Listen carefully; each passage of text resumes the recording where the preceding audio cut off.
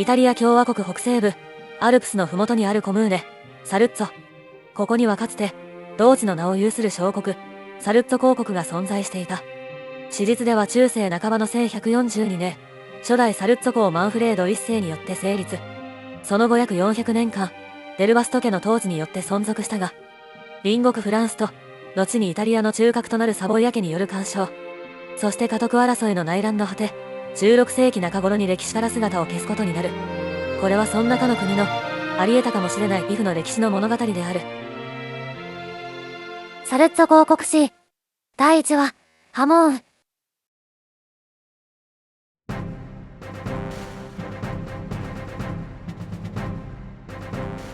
皆さんこんにちは。投稿者のゼストです。実況サポートの鶴巻真希です。また新しく EU4 の実況シリーズを始めていきますので、よろしくお願いします。では早速国家選択を。ごめんウプ主。私このゲーム初めてだから説明欲しいかも。あ、そうですね。ではさらっと。EU4 こと、ヨーロッパユニバーサリス4は、スウェーデンのゲーム会社、パラドックスインタラクティブから発売されている、近世を舞台とした歴史シミュレーションゲームシリーズの4作目です。ゲーム開始年の1444年当時に存在した国の中から一つを選んで、内政、外交、戦争によって発展、拡張させ、ミッションや実績を埋める、補正を積み上げて尖った国を作る、世界地図を自分好みに塗りたくるなど、プレイヤーが各々の目標を達成していくことで、ある種の脳内物質が得られる、というのが特徴ですね。昨年、発売10周年を迎えてなお、世界中のユーザーに愛され、開発からも DLC が供給され続ける名作ですよ。ありがとう。なんとなく柄の悪そうなゲームだと思ったよ。では改めてプレイの方を進めていきましょう。今は何をするところなのかな？世界地図が表示されてるけど。最初にプレイヤーが操作する国を決めるところですね。初心者は画面中央に並んでいる大国で始めるのがおすすめですが、私はもうすっかりベテランなので小国で行きます。というわけで今回操作する国は、このサルッツォです。うわちっさ。なんか今にも滅びそうだけど、大丈夫なのかな？まあここから成り上がるのが、EU4 プレイヤーのたしなみらしいので、頑張っていきましょい。ということで鉄人モードで、スタートスター。AI 生成にて失礼。1444年当時のサルッツォ公、ルドビーコ一世だ。あ、どうもルドビーコさん、鶴巻真希です。ゼストです。よろしくお願いします。早速ですが状況確認といきましょうか。まず終戦状況だが、現在我が国は2つの小国と隣接している。まあ小国といっても、我が国よりはるかに強大なのだが、うちは1マスだからね。まず一つは西のプロヴァンス公国。領有州は4ですでに大国フランスと同盟し、同軍開国もいる。もし攻め込まれたらひとたまりもないだろう。同軍開国。戦争の際、一緒に戦ってくれる属国の一種ですね。ただの同盟と違って確実に参戦してくるので、今プロヴァンスと戦ったら2対1が確定します。幸い、こちらへの態度はまだ中立だ。若干の猶予はあると見ていいだろう。ただもう一方、東のサボイアは少し厄介だ。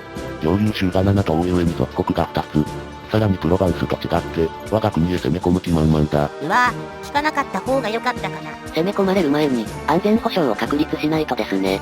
というわけで、急ぎこちらを守ってくれそうな国を探しましょう。サボイアより強い国と組めればいいんだよね。はい。とはいえ、弱小サルッツォとの同盟に応じてくれる国は、すぐ組めるところだとミラノが良さそうだな。サルッツォの6倍の領土に2倍の軍隊か。サボイアとはちょうどライバル関係で、戦争に呼び出しやすいのもいいぞこれ。では最初のお友達はミラノさんで、今後ともよろしく。まず1万去ったってところかな。一旦猶予ができたので、次は時間をかけて、ワンランク上のお友達を作ろうと思います。ああ、少し評価を上げれば、同盟できそうな大国がいくつかあるから狙いに行こう。ではまずブルゴーニャさんと婚姻。あ、お嫁さんがもらえたね。よし、配偶者がいると評価にボーナスが入る。ブルゴーニャとの同盟がぐっと近づいたな。あとはボヘミアさんとカスティーラさんに外交官を貼り付けて、婚姻からの同盟を狙っていきます。あれ？ブルゴーニュとは同盟しなくていいの？ああ、一旦唾をつけられたからな。このゲームは国ごとに、外交枠というものが設けられていて、他国と婚姻や同盟を結ぶ場合、この枠を一つ当てがう必要がある。ゲーム開始直後はどの国もスカスカの状態だが、各々同盟関係を構築し始めるにつれ空きが減っていき、枠がいっぱいになってしまった相手とは組むのが難しくなる。なのでまずは結びやすい婚姻で、相手の枠を埋めてしまおうというわけですね。なるほど、同盟の予約みたいなことをしてるわけか。本当はもっといろんな国に外交官さんを送って、同盟を模索したいのですが、2人しかいませんからね。特に教皇用の評価とかは上げておきたいんだよな。カトリックの教皇アクションのための影響度が稼げるし、波紋の防止にもなるんだが。あ、じゃあ私が行ってくるよ。まきちゃんさんが、要は教皇様のご機嫌取りだよね。私そこそこコミュ力あるから多分似てるよ。そういうことならまあ、ダメ元で言ってもらおうか。ほいほい。じゃあ行ってきます。大丈夫ですかね。逆に破門されたりとか。ダメだったら最初からやり直そうぜ。まだゲーム開始直後だし。はい。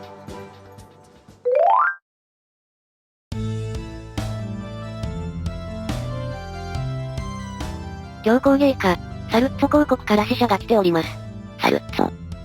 確かイタリア北西部の小国だったかの。はい。隣のサボイア公国に狙われているそうなので、強行領の庇護を求めに来ているのでしょう。ふむ。厄介ごとに巻き込まれたくはないのう。もう定時じゃし、イルスを使ってもよいが、一応紹介状くらい確認しておこうかの。こちらにございます。どれどれ、名前は鶴巻巻。何人なのだ。好きな食べ物がラザニアとあるからナポリ出身かの。いやこれ意味不明な記述が多いな。むむ。好きな歴史上の人物、マザー・テレサ。継承からすると聖人なのでしょうか。私は戦学ゆえ、聞き覚えがありませぬが、わしもマザー・テレサなる人物が、劣勢されたという話は聞いておらぬ。が、聖人だとすればこの者は敬虔なカトリック教徒。無下にしたとなれば教会の古見に関わる。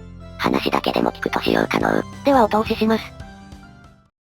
教皇様こんにちは。鶴巻真希です。なんじゃその娘、めっちゃオーラ出とる。陛下。いかの目つけ。5本、いや申し訳ない。使者殿が見慣れぬいでたちだったものでな。その服は、あれですかな。最近流行りのルネサンスというやつですかな。そうです、ルネサンスです。なるほどそれは結構なことで。それで、本日はどういったご用件ですかな。はい。どうしよう。よく考えたら、15世紀の人と何を話したらいいかわかんない。関係改善に来ました。サルッツォと仲良くしてください。ふむ。関係改善はこちらとしても願ったりですな。信仰の友は大いに越したことはない。帰国が良き友人である限り、我が教皇領は最大限の便宜を図るとお約束しましょう。サルッツォはどうでもよいが、この娘には菓子を作っておかねば。はい、ありがとうございます。なんかよくわかんないけど、好感触だ。教皇様ってもっとおっかないのかなと思ってたけど、意外といい人そうでよかった。どうですかな。今日はもう遅いですし、ちょうど夕げの支度をしておりますので、ご一緒に。いえ、せっかくのお誘いですが、早く報告しに戻らないといけないので、テーブルマナーとかわからないし、粗相をしないうちに帰ろう。そうですか。引き止めて申し訳ない。道中お気をつけて。確かサルッツォはサボイア公国に狙われているという話じゃったかの。さようにございます。どれ、一筆したためるとするか。鶴巻が帰ってくるまで、スルーしていた内政を見ておくか。はい。と言ってもあまりやることはなく、とりあえず階級にいつもの君主点のやつと、忠誠度が 50% になるように特権を設定。直轄領がなくなってしまったが、イベントで回復できるようだな。サルッツォは首都一州の国家なので、この特権の自治率ペナルティも無視できますね。おいおい拡張が進んでから外せばいいな。あとは当面戦争はしないので、軍維持費を下げておきます。そしていつもの100年戦争プレイオフ開始。いつもなら対岸の火事ですが、ここからだとちょっと気になりますね。とりあえずフランスがあまり伸びないことを祈ろう。そうこうしているうちにボヘミアさんと組めるようになりましたね。これでミラノと合わせて同盟2カ国、君主の支配ミッションを達成したぞ。安定の音。ブルゴーニュもあと少しで同盟に応じてくれそうだな。カスティーラさんは、もう一工夫いりそうですね。この4カ国で同盟網完成としたいところですが、そこまで組めればこちらから打って出ることも考えられるようになるな。まあそのためにはまだ色々と準備が必要なんだが、参戦のための好感度を稼いだり、請求権を作ったりですね。サルッツォは初期の請求権とか中核州とか、一切ないからな。地道に捏造していくしかなさそうだ。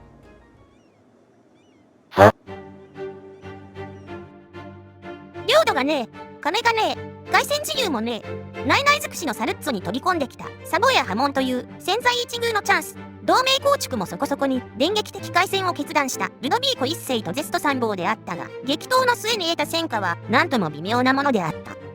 次回、クソ講話。さーて、来週もサービス。週1投稿は無理です。